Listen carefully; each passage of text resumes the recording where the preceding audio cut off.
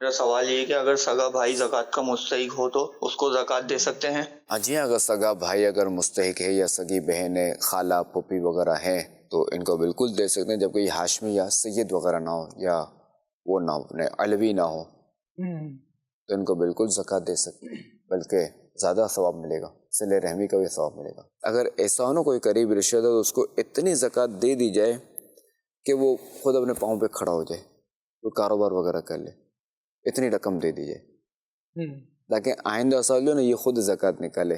سبحان اللہ، یہ کر دیا جائے۔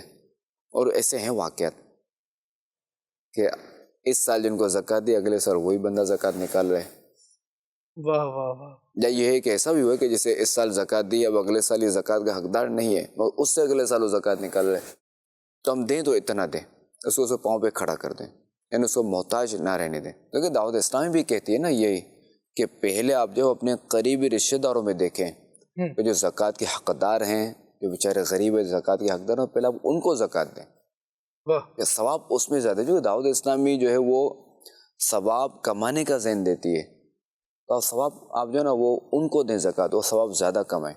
ابھی تو دیکھیں نا دعوت اسلامی دیکھو کتنی پھل پھول رہی ہے، برکت ہے کہ ہم اللہ کی رضا حاصل کریں، اللہ مسبب الاسباب ہے۔ سبحان اللہ، سبحان اللہ، اللہ کریم برکت دے۔ کیونکہ دعوت اسلامی کو ظاہر ہے کہ عطیات کی تو ضرورت ہے، فن کی تو ضرورت ہے، اس کا انکار نہیں، تو ہمیں نے فرما دے ٹھیک ہے آپ ان کو زکوٰۃ دے دیں، ثواب کا، اور ہمیں نفلی صدقات دے دیں۔